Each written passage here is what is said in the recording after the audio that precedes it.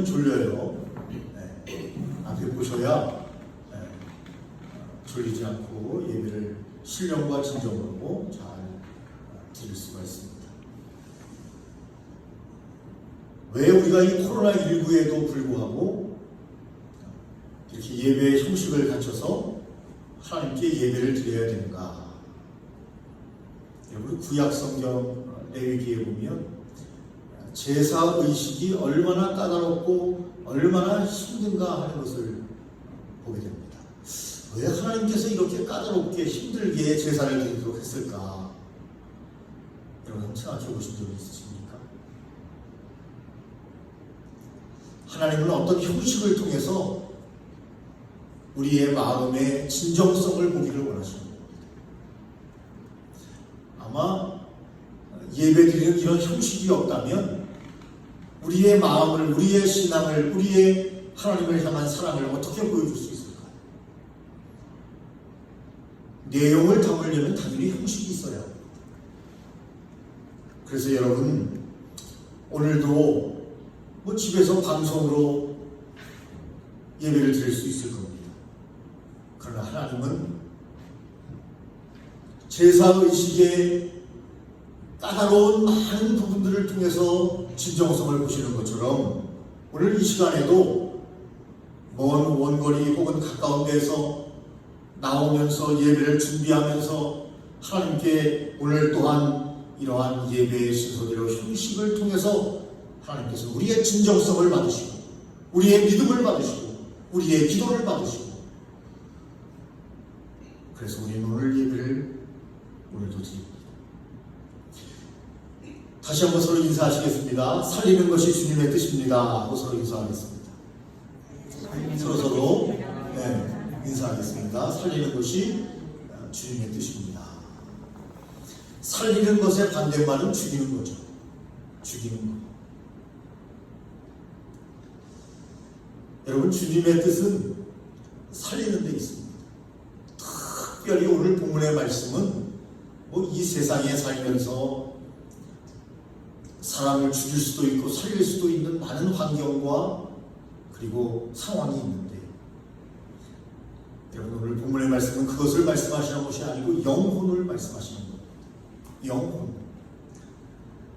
그래서 오늘 38절에 보니까 예수님께서 하늘에서 이 땅에 인카네이션, 이 땅에 내려오신 이유는, 내려오신 것은 예수님의 뜻을 행하려고 내려오신 것이 아니요, 오늘 38절입니다. 39절은 나를 보내신 하나님의 뜻을 행하려 이 땅에 내려왔다. 여러분, 예수님께서 이 땅에 오신 것은 이 땅에서 예수님께서 출세하고 잘 먹고 잘 살고 떵떵거리고 다른 사람들에게 없는 것이 나에게는 있다고 나의 재능을 자랑하기 위해서 이 땅에 오신 것이 아니고, 예수님을 위해서 이 땅에 오신 것이 아니에요. 하나님을 위해서 왔습니다. 정확히 말하면 하나님의 뜻을 이루어 드리기 위해서 이 땅에 오셨습니다.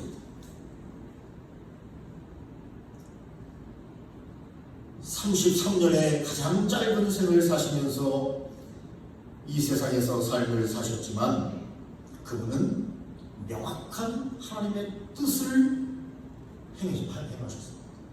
구원의 길을 완성하셨습니다. 저와 여러분들을 살리셨습니다. 자기의 뜻대로 했다면 살릴 수 없었지만 하나님 아버지의 뜻대로 했기 때문에 그분은 십자가를 지고, 가장 참혹한 십자가를 지고 물과 피를 다 흘리시며 구원의 큰 길을 여시게 된 것입니다. 여러분, 그러면서 39절 말씀에 보니까 나를 보내신 이의 뜻은 내게 주신 자 중에 내가 하나도 잃어버리지 아니하고 마지막 날에 다시 살리는 이것이니라. 무슨 말씀입니까? 영혼 구원을 말씀하고 계시는 거 아닙니까? 선택받은 백성, 하나님의 자녀가 되기로 작정된 백성을 하나도 한 명도 잃어버리지 아니하고 모두가 다 마지막 날에 하나님의 영원한 천국에 들어가도록 하기 위해서 나는 이 땅에 왔다. 여러분은 무엇을 위해서 사십니까? 잘 먹고 잘 살기 위해서요? 중요하죠? 중요합니다. 그런데 여러분, 예수님은 이 땅에 잘 먹고 잘 살기 위해서 오신 분이 아니에요. 평안한 삶을 위해서 오신 분이 아니에요. 아파트 평수 늘리기 위해서 오신 분이 아닙니다. 예수님이 이 땅에 오신 것은 영혼을 구원하기 위해서 오셨습니다. 이 땅은 잠깐이요, 이슬과 같고 안개와 같은 삶이기 때문에 우리를 위해서 영원한 삶을 준비하기 위해서 예수님이 이 땅에 오셨습니다. 하나도 잃어버리지 아니하고, 여러분, 예수님을 우리의 목자다 이렇게 말씀합니다. 목자다. 목자는 뭐 하는 사람입니까? 양을 잘 돌보고 양을 푸른 초장과 실만한 물가로 인도해서 풍성한 삶을 살도록 하는 것이 여러분 목자의 사명 아닙니까? 맹수로부터 보호하고 양이 생명을 풍성하게 얻고, 그래서 예수님은 하나도 양을 잃어버리지 아니하게 하기 위해서 이 땅에 오신 참 목자로 이 땅에 오셨습니다.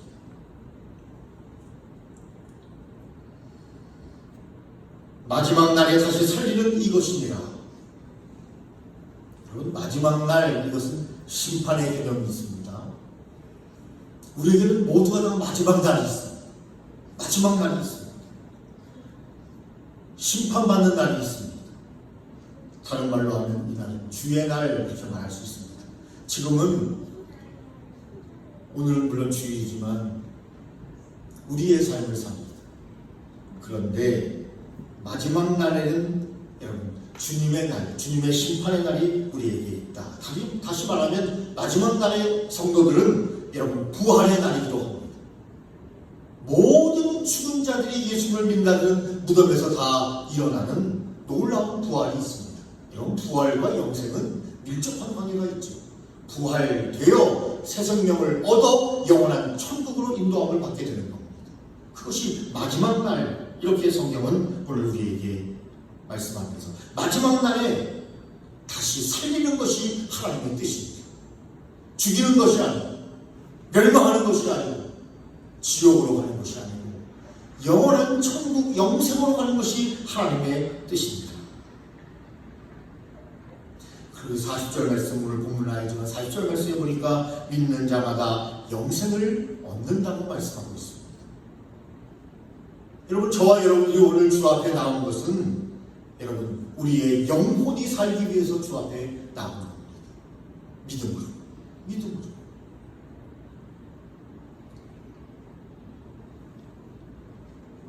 그런데 여러분, 오늘 성경은 40절 말씀에 보면 영생에 대한 말씀을 하시면서 여러분 영생에 대한 시제가 있는데, 에케라고 하는 말인데, 영생을 얻는 이라는 것이 에케라고 하는 헬라어로 되어 있는데, 미래 시제가 아니라, 미래의 영생을 얻는 것이 아니라 현재 시제로 되어 있습니다. 현재 어떤 사람이 지금 여기에서 영생을 맛보게 됩니까? 예수님을 신령과 진정으로 믿는 사람. 나중에 우리가 부활하여 마지막 날에 영생을 얻기도 하지만, 그러나 예수님을 진정으로 믿는 사람은 지금 여기에서 영생을 맛보게 된다, 구원을 맛보게 된다, 이렇게 성경은 우리에게 말씀하고 있다. 지금 여기에서, 오늘날, 현재 우리가 다시 사는 영생의 삶을 지금도 계속 살게 된다는 겁니다. 물론 여러분, 저와 여러분은 언젠가 한 번은 죽어야 합니다. 육신이 죽습니다. 그러나 여러분, 그것은 잠깐입니다. 예수님께서 십자가에 못 박혀 돌아가시고 3일 만에 다시 부활하신 것처럼 우리는 잠깐 무덤에 있지만, 그러나 마지막 날, 주님의 날, 심판의 날에 우리는 다 부활하여 하나님의 자녀가 될 뿐만 아니라 지금 여기서도 육신적으로는 잠깐 죽지만 영원한 영생을 지금부터 누리게 된다고 성경은 우리에게 말씀하고 계십니다. 믿는 자마다 하나님의 자녀가 되는 놀라운 권세를, 능력을 우리에게 주셨다고 성경은 말씀하고 있습니다. 여러분, 하나님 아버지의 뜻이 무엇입니까? 죄 가운데 죽을 수밖에 없는 인간을 구원하는 것이 하나님 아버지의 뜻이에요. 명확한 뜻입니다. 죽을 수밖에 없어요. 우리는 죄를 지었기 때문에. 그런데 우리를 구원하기 위해서 예수님께서 이 땅에 오셨고, 예수님은 자기의 삶을 산 것이 아니라 하나님의 뜻을 이루는 삶을 살았다는 말씀입니다. 그러니까 예수님은 하나님의 뜻을 이루어드리는 수행자였습니다. 그러므로 예수님은 십자가에서 죽기까지 순종하신 겁니다. 죽기까지 순종하신 겁니다. 여러분, 오늘 본문 말씀은 아니지만 68절 말씀에 보면 6장입니다. 같은 68절에 보면 베드로가 예수님께 이렇게 말합니다. 영생의 말씀이 계시네 우리가 누게로 가오리까. 영생의 말씀이 예수님께 있는데 우리가 어디로 가겠습니까? 어떤 사람에게 혹은 어떤 곳으로 가겠습니까? 여러분, 무슨 말입니까? 베드로의 고백은 뭐예요? 영생은 다른 어떤 곳에도 없다. 구원은 다른 어떤 곳에도 없다. 그래서 베드로는 예수님께 이렇게 말씀하고 있는 겁니다. 그럼 다른 데는 구원이 없어요. 여러분, 우리 인간은 늘 연약성을 가지고 있고요. 질병 속에 있고요. 여러분, 우리 스스로 구원할 수 없어요. 아무도 스스로 구원할 수 없습니다. 우리 인간은 모두가 다 죄인 중에 괴수입니다. 다 자기중심적이고 예수님처럼 아버지의 뜻을 이루기 위해서 왔으면 아버지의 뜻을 이루어드려야 되는데 우리는 이 땅에 와서 자기를 위해서 먹고 마시고 즐기는 삶을 늘 선호합니다. 그것이 행복이라고 생각합니다. 잘 먹으면 행복하다. 잘 먹고 잘 살면 행복하다. 그런데 중요한 것은 하나님 아버지의 뜻을 이루어드리는 삶에는 무관심합니다. 우리를 여러분 하나님의 자녀로 삼아주시고 예수님의 놀라우신 삶을 본받아 하나님 아버지의 뜻을 이루어드리는 삶을 우리도 살아야 합니다. 그것이 선교요, 그것이 전도요, 구제요, 봉사입니다. 일주일 내내 우리는 봉사하면 하지 않아요. 예를 들은 거예요. 여러분들 그렇게 하신다는 말씀이 아니고 일주일 내내 우리는 무엇을 먹을까, 무엇을 마실까, 무엇을 입을까 하는 생각이 가득 차 있습니다. 하나님 아버지의 뜻에는 관심이 없어요. 그런데 예수님은 하나님 아버지의 뜻을 이루기 위해서 이 땅에 오셨다는 것을 분명한 사명으로 가지시고 그 길을 그대로 열으셨습니다. 그대로 열으셨습니다. 그래서 우리는 어떻게 해야 합니까? 우리는 어떻게 해야 합니까? 여러분, 우리가 사무엘서에 보면, 여러분 요즘 성경을 좀 읽으시는지 모르겠습니다. 사무엘서에 보면 여러분 4명의 중심물이 나옵니다. 잘 아는 대로 사무엘이죠. 그리고 잘 여러분 아시는 것처럼 엘리 대제사장이 나옵니다. 그리고 사울 왕이 나오고 다윗이 나옵니다. 4인물 중심으로 여러분 사무엘서가 기록되어 있어요. 사가가 4인물이 중심입니다. 그런데 가만히 보면 두 사람은 여러분 성공하는 것 같았는데 망해버렸고, 두 사람은 망한 인생 같았는데 여러분 성공하는 인생을 사는 것을 보게 됩니다. 여러분 누가 잘 나가다가 여러분 망합니까? 엘리 대제사장과 사울 왕입니다. 그 당시에 최고를 출세한 사람들이죠. 한 사람은 왕이요, 한 사람은 여러분 종교의 최고 지도자인 대제사장입니다. 그런데 그 가문이 완전히 몰락해요. 자녀들까지 다 몰락합니다. 그런데 여러분 사무엘은요, 너무나 우리가 잘 알지 않습니까? 이 사무엘은 참 이스라엘의 북쪽에서도 여러분 자그마한 북쪽으로 한참을 가서 자그마한 시골 마을에서 태어났습니다. 사무엘이 태어날 때 여러분, 사무엘은 하나님께 눈물로 응답받은 아들이다 라는 뜻입니다. 한나가 얼마나 기도합니까? 아들이 없어요. 아들이 없습니다. 어제 대화하는데 우리 아들이 그래요. 아빠, 저는 결혼하지 않을 거예요. 미안해요 아빠. 우리 집안의 대가 끊길 거예요. 저한테 그렇게 이야기해요. 저는 결혼하지 않는데요. 자식을 위해서 그렇게 희생하고 봉사하면서 살 자신이 없대요. 그래서 좀 세월이 지나면 또 생각이 바뀌겠지 하고 그냥 웃고 말았습니다. 아빠, 대가 끊기는 거 용서해 주세요. 네? 자기 결혼하지 않은 거니까.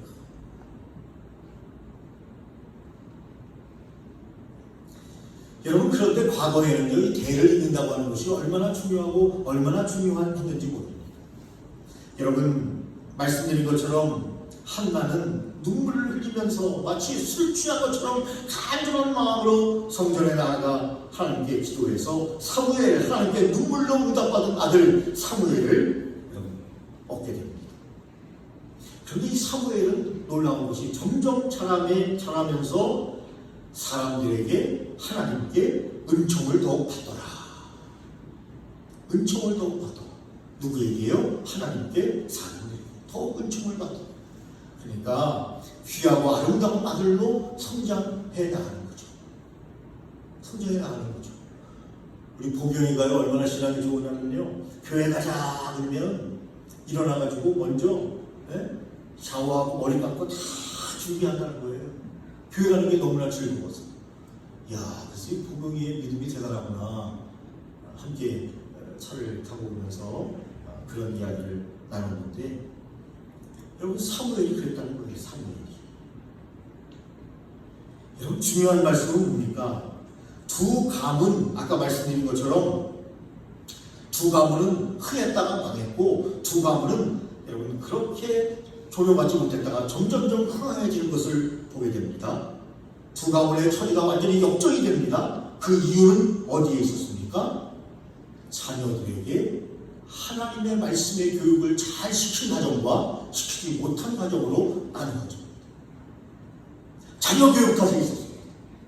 자녀 교육 탓에 있었어요. 왜? 여러분, 엘리 대사장 가문이 멸망해버리고 말았습니까? 홈즈와 피느하스 때문입니다. 홈즈와 피느하스가 여러분 아버지를 이어서 제사장이 됐는데, 성전에서 하나님께 신령한 성전에서 예배드리고 하나님께 영광 돌리는 일을 하는 제사장이 교회에서, 여러분 지금으로 말하면 교회에서 수종들은 집사님과 권사님과 청년들, 귀한 사역자들, 성가대원들, 교사들, 이런 사람들에게 나쁜 짓을, 못된 짓을 하면서 여러분 그 가문이 기울어지지 않습니까? 내가 너를 버렸다, 내 가문을 버렸다 라고 말씀하지 않습니까? 여러분, 자녀 교육이 얼마나 중요합니까? 신앙 교육이 얼마나 중요합니까? 그 가문을 여러분 번성하기도 만들고 그 가문을 멸망시켜버리기도 합니다. 그것이 사무엘서가 우리에게 말씀하고 계시는 거예요. 자녀 교육이 얼마나 중요한가. 여러분, 우리의 자녀들을 잘 먹이고 잘 입히는 것 중요합니다. 그러나 여러분, 더 중요한 것은 우리의 자녀들을 살려야 합니다. 영혼을 살려야 합니다. 예수 믿게 해야 합니다. 예수님의 자녀답게 살도록 해야 합니다. 예수님을 잘 믿는 자녀가 가문을 살립니다. 민족을 살립니다. 역사를 살립니다.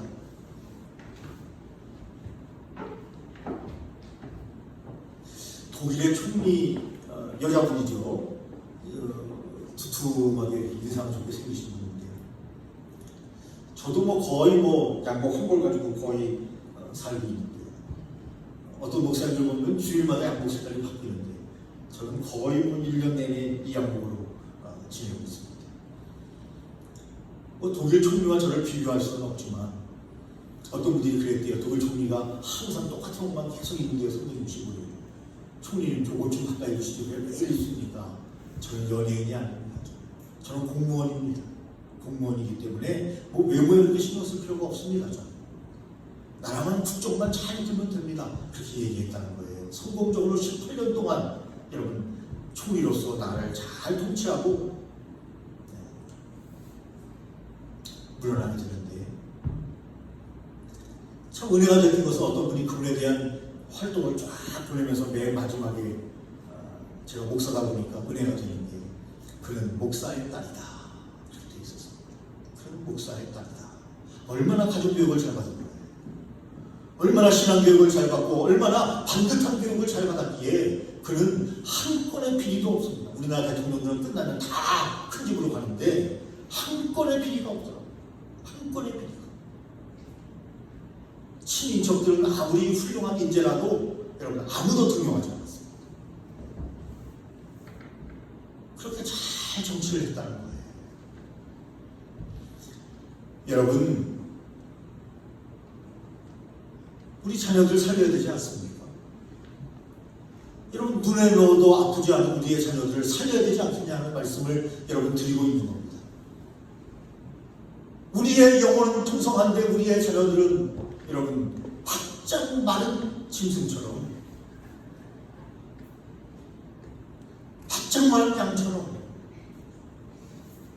영혼에 대한 생각도 없고 믿음도 없고 하나님의 자녀된 감격도 없고, 그리고 여러분 사명도 없고 아버지의 뜻이 무엇인지도 모르고 그냥 사니까 사는 거다, 목숨이 붙어 있으니까 사는 거다라고 여러분 생각하면서 우리 자녀들이 살고 있다면,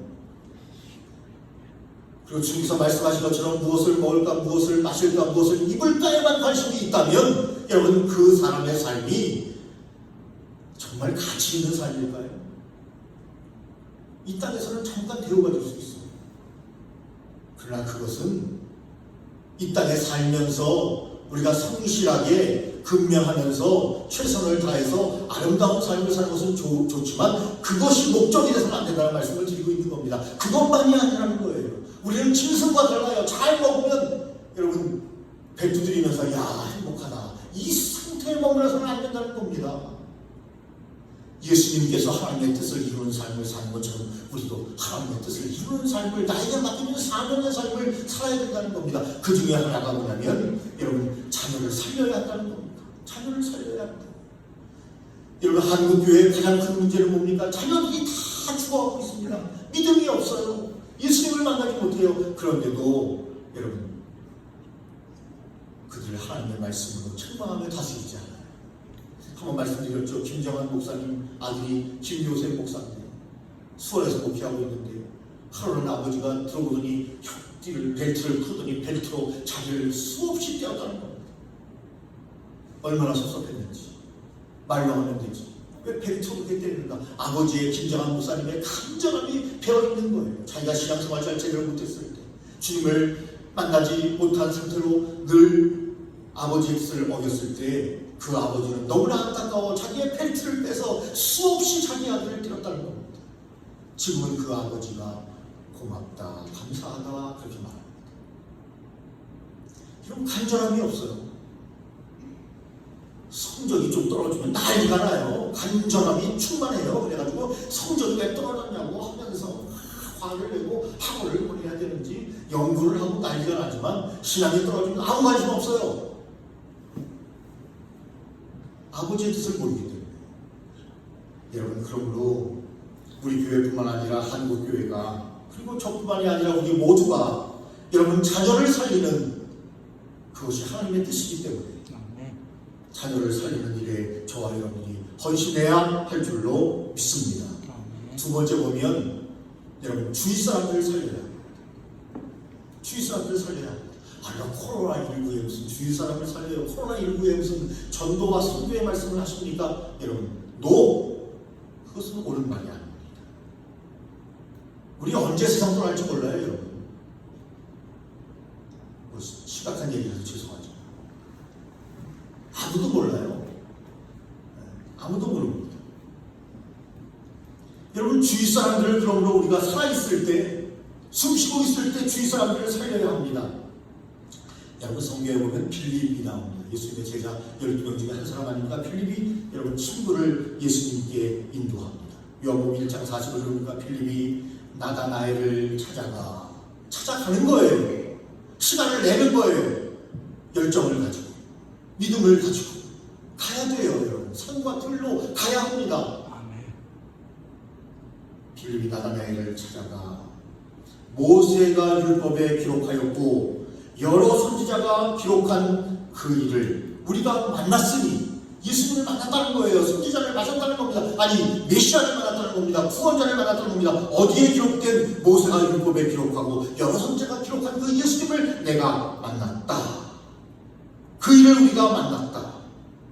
그가 요셉의 아들 나사렛 예수니라. 그렇게 말하면서 나다나엘을 여러분 예수님에게 인도해 가지 않습니까? 전도하지 않습니까? 나다나엘이 얼마나 훌륭한 사역자가 됩니까? 누구 때문에요? 필립이 전도. 필립이 전도.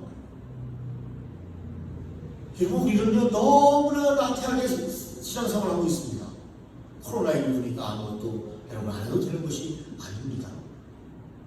어찌 보면 시간이 더 많기 때문에 두 사람 만날 수 있잖아요. 6시 이전에 네 사람 만날 수 있잖아요. 마스크만 하면 잘하면요 여러분 큰 염려가 없어요. 마스크만 잘하면 됩니다. 마스크가 백신이에요. 제가 볼 때는 빨리 여러분 지나가야 하지만 마스크를 잘 안 쓰기 때문에 문제가 생기는 겁니다. 여러분 주위 사람들을 살리는 일에 우리가 헌신해야 합니다. 우리 교회가 헌신해야 합니다.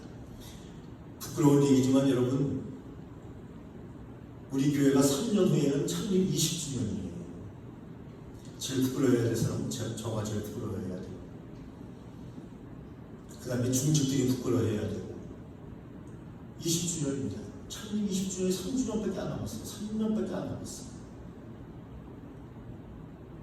어찌하옵니까? 한 자세를 가지고 주님 앞에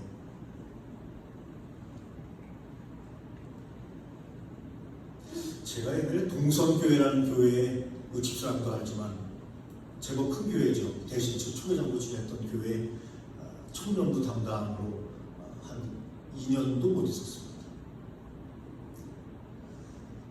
목사님과 조금 마찰이 있어서 어쨌든 그런데 그 교회는요 교역자들이 1년을 넘는 사람이 별로 없어요. 왜 그런지 아세요? 부교역자들이 전도하지 않으면 그 교회에 있을 수 없어요. 최소 1년에 20명 이상은 전도해야 돼요. 부교역자. 부교역자들은 그런 생각을 해요. 아 이게 내 교회인가 하고 잠깐 있다가 그냥 나는 가버리면 되는 거야. 다른 교회 가면 되지. 여러분 더 열심히 사역자로서 일을 해야 되는데 그런 생각이 있어요. 아유 언제가 떠나면 되지 뭐 내가 무슨 뭐 여기 뼈를 묻을 것도 아니고 내가 담임 목사도 아니고 전도 안 해요 여러분. 부교역자들. 우리 교회 부교육자들 분들이 그런다는 게 아니고 여러분 대부분이 그렇다는 거예요. 그런데 그 교회는요 전도하지 않으면 여러분 연말에 잘려요. 여러분 냉정합니다. 냉정해요. 그래서 그 교회가 엄청나게 부흥했어요. 지하에 있다가 한 50평짜리에 있다가 정말 200평 교회를 7층으로 줘서 7층이 아니라 5층으로 줘서 지하까지 큰 교회를 성장을 했습니다. 물론 부교육자들이 많이 바뀌었습니다. 제가 있을 때도 수없이 바뀌었어요. 왜냐하면 너무 전도를 강조하니까. 전도하지 않으면 그 교회에 있을 수가 없어요. 여러분 중요한 것은 왜 제가 이 얘기를 듭니까?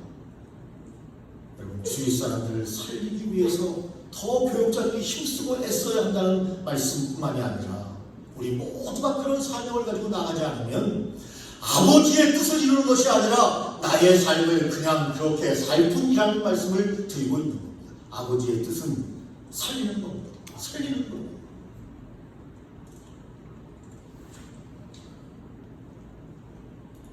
여러분 세 번째는 오늘 본문의 말씀은 영혼이지만 한 걸음 더 나아가서 영혼을 살리듯이 우리 주위에 힘들고 어려운 사람들, 병든 사람들, 질병과 그리고 낙심해 있는 사람들을 여러분 이 땅에서도 살리는 일에 우리가 헌신해야 합니다. 살리는 삶을 살아야 한다는 말씀입니다.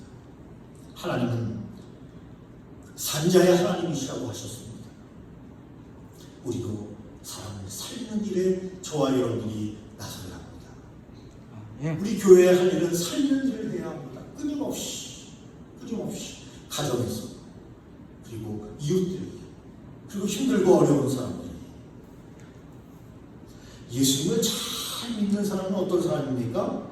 살리는 사역, 살리는 전도와 선교에 동참하는 사람이 예수님을 잘 믿는 사람입니다.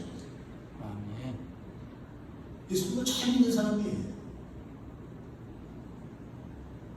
그래서 여러분, 저와 여러분들이 오늘 설교는 저에게 하는 설교이기도 합니다. 그래서 제가 더 열정적으로 했는지 모르겠습니다. 여러분들 회개하고 정말 하나님 앞에 예수님께서 하나님의 뜻을 이루어드린 것처럼 우리도 이제 구원받고 하나님의 자녀가 되었으니 이 땅의 목적을 위해서만 살지 말고 영원한 하나님의 나라를 위해서 생명을 살리는 일에, 영혼을 살리는 일에, 영원히 사는 길에 함께 우리의 이웃들, 가족들이 동참할 수 있도록 저와 여러분이 기도하며 나아가는 귀한 삶이 되시기를 예수님의 이름으로 축원합니다.